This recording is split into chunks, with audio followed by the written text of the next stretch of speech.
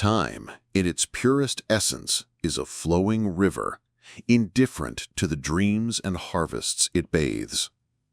At certain moments, however, this flow becomes a whirlwind, dragging with it peace and innocence, leaving behind only the memory of what once was.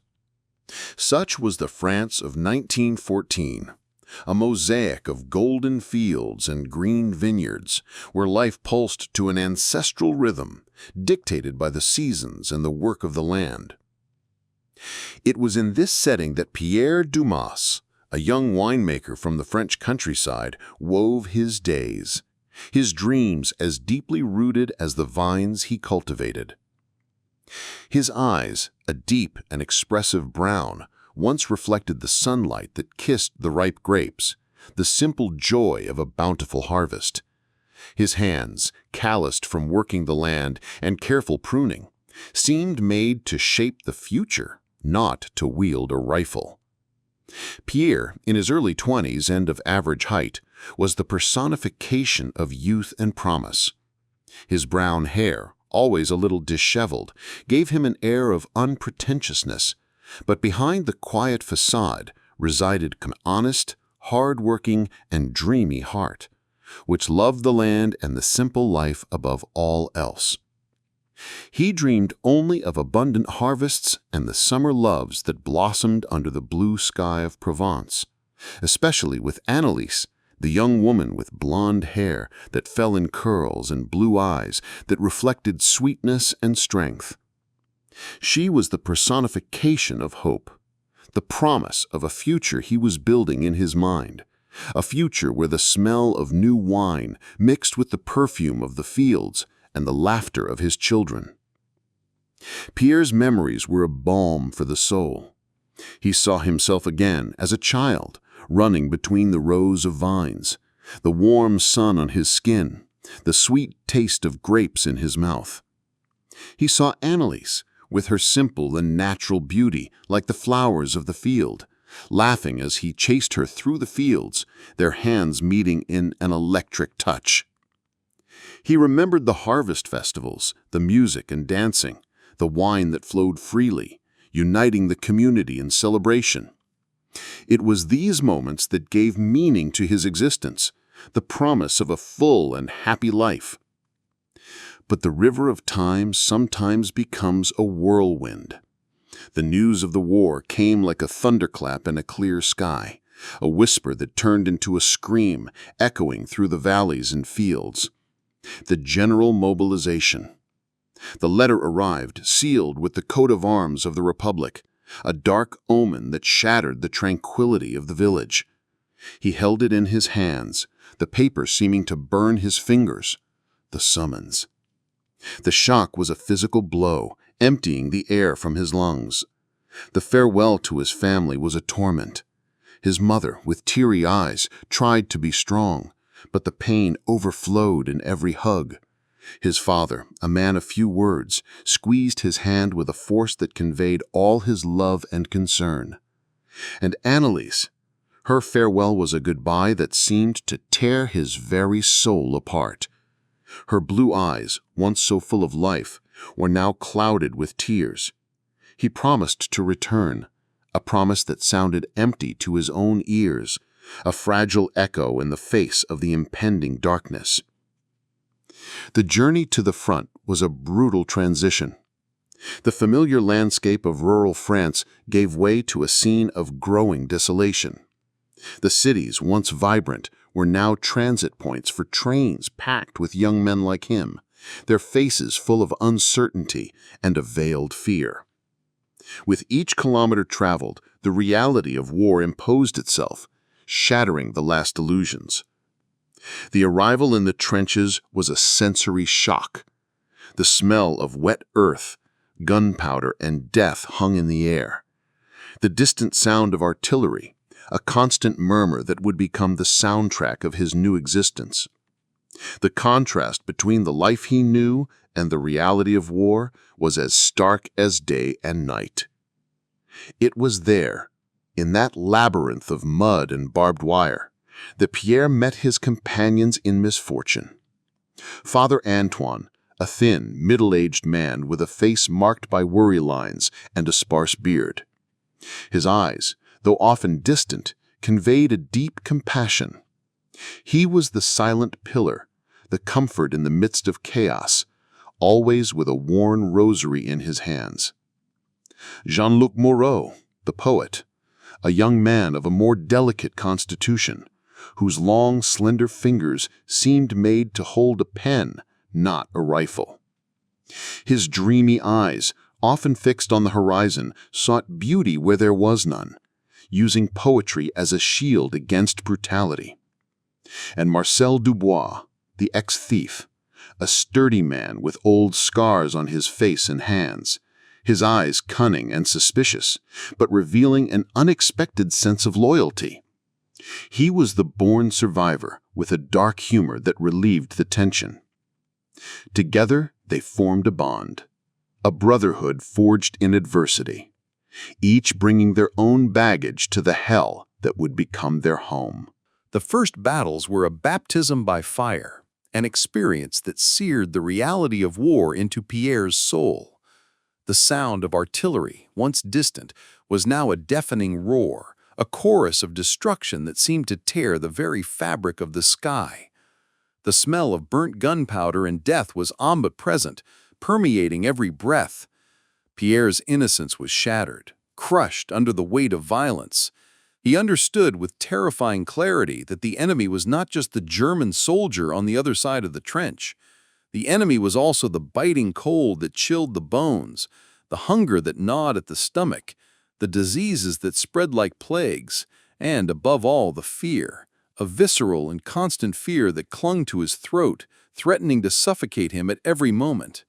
War was not about glory or heroism, it was about survival, about the daily struggle against dehumanization, against losing oneself in the midst of chaos. The days in the trenches dragged on, a monotony broken only by the sudden terror of bombardments and enemy attacks. Life there was a subterranean existence, where the sun was a luxury and the sky, when visible, was a constant reminder of the threat that hung over their heads. The mud was a constant, sticky and omnipresent, clinging to their boots, their clothes, their souls. Rats, large and bold, were their unwanted companions, fighting for every crumb of food, crawling over their sleeping bodies. Lice and fleas were an incessant plague, causing itching and discomfort, another reminder of the degradation. The smell was a nauseating mixture of damp earth, sweat, blood, urine, and the fetid sweetness of death. Pierre, who once breathed the pure air of the vineyards, now inhaled a suffocating mixture of gunpowder smoke, gas, and the rot of war. He saw his comrades, men who had once been farmers, bakers, students, transform into shadows, their faces pale and their eyes empty. Trench fever, trench foot, a painful condition that caused the feet to swell and rot due to the damp and cold, were just some of the diseases that spread rapidly, claiming lives as effectively as enemy bullets. Hygiene was a forgotten concept. Water was scarce and precious, used for drinking, not for washing. The food, when it came, was rationed and tasteless, barely enough to maintain the energy for the next patrol, the next watch. The night patrols were a test of nerves. Under the cover of darkness, Pierre and his comrades crawled through no man's land, a desolate space between the enemy trenches, filled with barbed wire, bomb craters, and the unburied bodies of those who were not lucky enough to return. Every noise, every shadow was a threat. The silence was more terrifying than the noise, as it meant the enemy was near, or that something terrible was about to happen. The construction and maintenance of the trenches was an incessant job, a struggle against erosion, against collapse, against the very earth that seemed to want to swallow them. Every sandbag, every wooden plank was a small victory against the chaos. The enemy attacks were moments of pure hell. The warning came with the sharp whistle of artillery shells, followed by the deafening roar of explosions. The earth trembled, the trenches collapsed, and the air filled with shrapnel and screams. Pierre cringed, his body trembling, his mind trying to process the chaos. After the bombardment came the wave of enemy infantry, a gray mass emerging from the smoke and dust. The machine gun, with its sewing machine sound, mowed down lives in seconds. The hand-to-hand combat was brutal, a macabre dance of bayonets and fists, where survival depended on speed and ferocity. Pierre, the winemaker, found himself transformed into a fighter, his life depending on his ability to kill or be killed. In the midst of this hell, the moments of camaraderie were the only rays of light. Father Antoine, with his serene presence, offered words of comfort and silent prayers, a reminder that there was still something sacred in the world. Jean-Luc, the poet, recited melancholy verses that spoke of lost beauty and present pain, a way of expressing the inexpressible. Marcel, the ex-thief, with his dark humor and cunning, found ways to get a little more food, an extra cigarette, or simply a joke that brought a bitter smile to his comrades' lips. They were a family, united by the shared experience of horror, each depending on the other to survive. Pierre clung to these bonds, to these small gestures of humanity, like a castaway clings to a piece of wood in a raging sea. War dehumanized, but the camaraderie reminded them of who they were, or who they once were.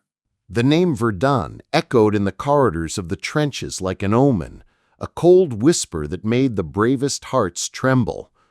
It was hell on earth, the meat grinder that crushed men and hopes. When the transfer order arrived, a heavy silence fell over Pierre's group. They knew what awaited them. The journey there was a prelude to what was to come. The landscape became increasingly desolate, the trees twisted skeletons, the earth a field of craters and scars. The air, once laden with the smells of mud and death, now had a metallic tang, the persistent odor of blood and iron. Verdun was not just a battle, it was a state of being. The mud there was not just a nuisance, it was an enemy, deep and sticky, swallowing boots, weapons, and sometimes whole men. The bodies, many of them unburied, lay everywhere, silent witnesses to the carnage. The noise of the artillery was incessant, a continuous thunder that seemed to tear time itself apart, a sound that seeped into the bones and soul, stealing any trace of peace.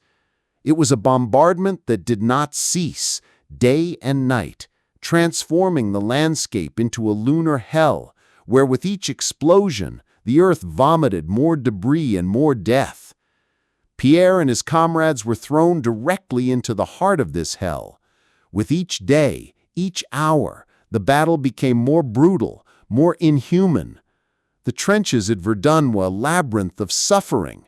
Rats, larger and bolder than anywhere else, infested every corner, feeding on the scraps and the dead. Diseases like trench foot and trench fever were epidemic, debilitating the men and making them easy prey for the enemy.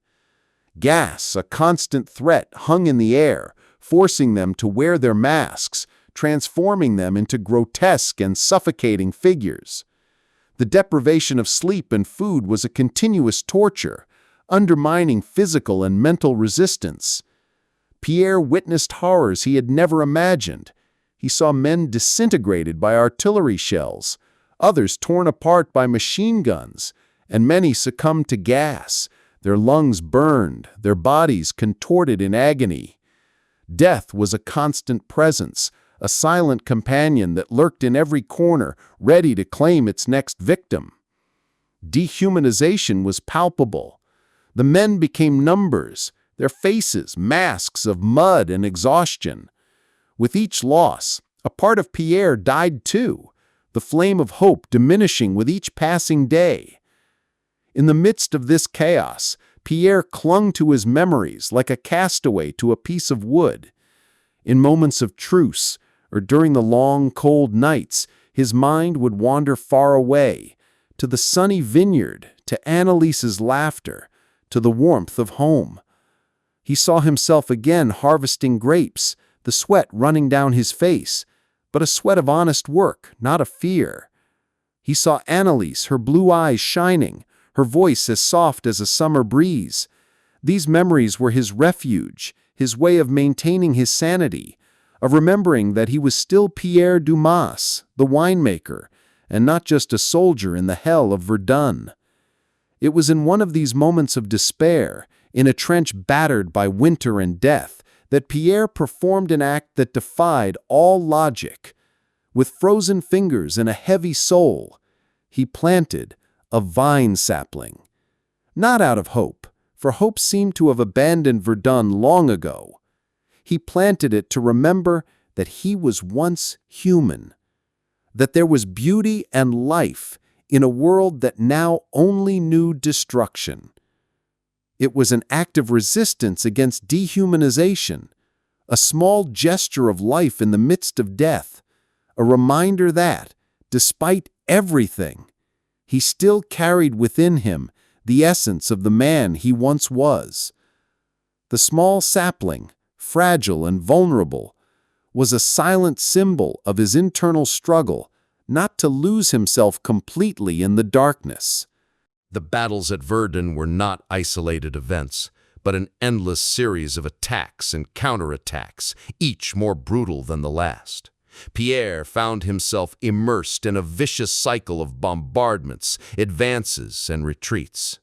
The tension before an advance was almost unbearable. The silence that preceded the hell was filled only by the sound of his own heart beating erratically in his chest, by the grinding of teeth, by the whisper of prayers. Then the command, "Advance!" And they would launch themselves into no man's land, a field of death where every step was a gamble against fate. The barbed wire tore at their flesh, the machine guns spat fire, and the screams of the wounded mixed with the roar of explosions. Pierre fought with a ferocity he did not know he possessed. It was not for glory, nor for hatred, but for pure and simple survival. He saw his comrades fall beside him, their faces contorted in agony, their bodies becoming part of the desolate landscape. He saw Father Antoine, in the midst of an attack, kneel to give the last rites to a dying soldier, even under enemy fire, an act of faith and courage that made him question the very nature of humanity. He saw Jean-Luc, the poet, with his eyes wide with terror, still murmuring verses of a poem about the fragility of life as he crawled through the mud. And Marcel, the ex-fief, with his cunning and pragmatism, always finding a way to protect himself, to protect others, to steal a moment of respite from the chaos. Each battle was a blow to Pierre's soul. The repetition of horrors, the absence of an end in sight, the constant death around him, all of this began to corrode his hope. He remembered the plans he had made with Annelise, the house they would build, the children they would have. Now, these dreams seemed distant, unreal, like echoes of a life that never existed.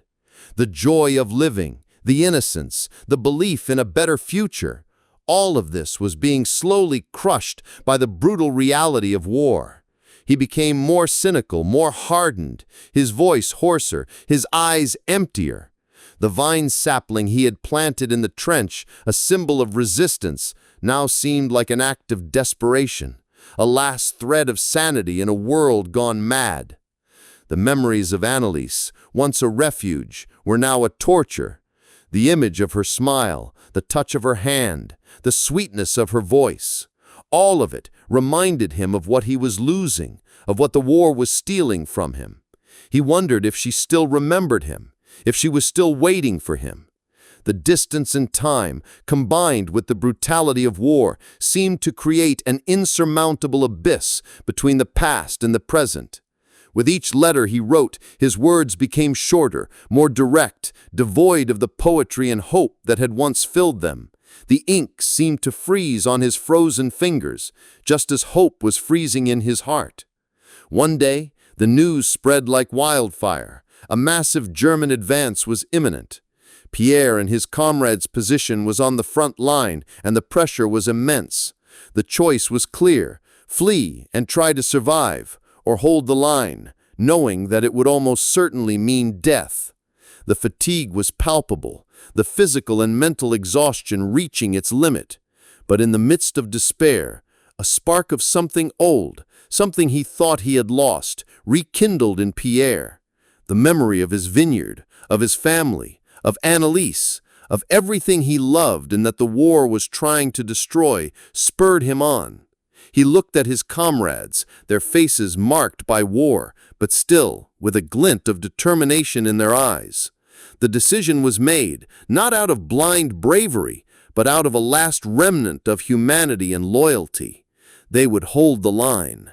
The last stand was about to begin. The decision was unanimous, a heavy silence that was worth more than 1,000 words. They would hold the line. There was nowhere left to run, nowhere to hide. The trench, once a precarious refuge, now became the stage for their last stand. The camaraderie, forged in the fire of adversity, intensified. Father Antoine, with his calm voice, offered a silent blessing, his eyes fixed on a distant point, perhaps seeking solace in a sky that seemed to have abandoned them all. Jean-Luc, the poet, with a melancholy smile, recited dark verses about the ephemerality of life and the beauty of death, his words a lament and a celebration. Marcel, the ex-thief, with his usual dark humor, made macabre jokes about what awaited them, a way to relieve the tension, to face fear with a bitter laugh. Pierre felt a strange calm, an acceptance that was not resignation, but rather a brutal clarity. He knew the end was near. With frozen fingers, the ink almost freezing in the pen, he took the crumpled paper and began to write. 2 letters. The first to his family, his mother, his father, his brothers. His words were a mixture of love, gratitude, and a silent plea for forgiveness for not being able to return. He described the vines in his mind, the smell of the earth, the warmth of home, everything he loved and that had kept him alive until that moment. He asked them to continue with their lives, not to forget him, but to move on, cultivating the land, celebrating the harvests, living the life that was denied to him. The second letter was to Annelise. Every word was a painful farewell, a lament for a future that would never be. He reaffirmed his eternal love, the memories that had kept him going, the image of her that had accompanied him in every nightmare and every dream. He described the vineyard, the place where their dreams were born, and asked her to never let hope die, to live for them both, to find happiness, even if it was without him. The tears, long since dried in his eyes, now flowed freely, mixing with the ink, blurring the words, but not the feeling.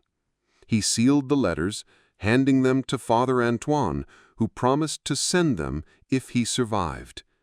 It was a last act of faith, an attempt to leave a piece of himself behind, a legacy of love in the midst of destruction. The attack came with the fury of an unleashed hell. The artillery bombardment was the most intense Pierre had ever witnessed, the earth trembling beneath his feet, the air thick with smoke and the smell of death. Then the wave of German soldiers, a gray mass emerging from the fog of war. Pierre fought with the ferocity of someone who had nothing left to lose, defending not just the position, but the memory of his life, of his vineyard, of Annelise. The chaos was total. The roar of weapons, the screams of men, the smell of blood and gunpowder.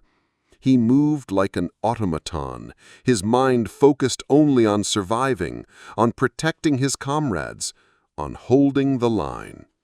He saw Marcel fall, an ironic smile on his lips, a bullet in his chest. He saw Jean-Luc, with a last breath, recite a verse before being silenced forever. Father Antoine, with his rosary in one hand and a rifle in the other, fought with an unexpected bravery, his faith unshakable even in the face of imminent death. Pierre continued to fight, his movements becoming slower, his body exhausted, but his will unbreakable. He felt a sharp pain, an impact that threw him backwards. His vision blurred, the sound became distant. He fell, perhaps near the vine sapling he had planted, a small spot of life in the midst of desolation. His eyes fixed on it, a last glimpse of hope, a reminder that life, somehow, would go on. Pierre's sacrifice was not in vain. The line was held, but at a terrible cost. The war, in its blind brutality, had claimed another life, another dream. But the vine sapling, planted in an act of defiance, remained. It was a silent symbol of the resilience of the human spirit, of the persistence of life in the midst of death. The story of Pierre Dumas, the winemaker who became a soldier, is a reminder that even in the darkest of times, humanity can find a way to resist, to love, to dream. The vine now symbolizes not only Pierre's humanity, but the memory of those who fell, a silent invitation to reflect on the value of peace and the fragility of life. And somewhere, perhaps in a distant future, a vineyard flourishes, its grapes ripe, its wine sweet, a silent testament to a love that transcended war, to a hope that never completely died.